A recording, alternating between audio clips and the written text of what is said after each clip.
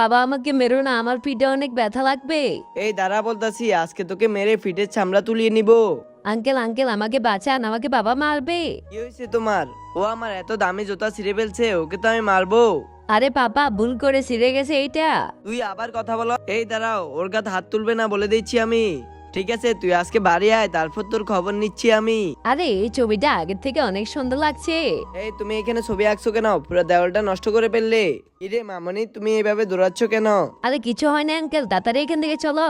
দেখো আঙ্কেল, আমার মা দেখতে এরকম ছিল, আমি এটা আঁকছি। আচ্ছা, তোমার মা দেখতে কি এরকম ছিল? জানি না, আমি আমার মাকে দেখি না, আমার মা অনেক আগে মারা গেছে। আচ্ছা ঠিক আছে, তাহলে আমি এখন বাসায় যাই। আরে কি হলো, এত রাতে তুমি এখানে বসে রইছো? আমি বাসায় যাব না, আমার কেউ নেই। ঠিক আছে, তাহলে আমি এখানে বসে থাকবো, আমারও কেউ নেই। তুমি এখন বাসায় চলে যাও, আমি আমার মায়ের কোলে ঘুমিয়ে পড়বো।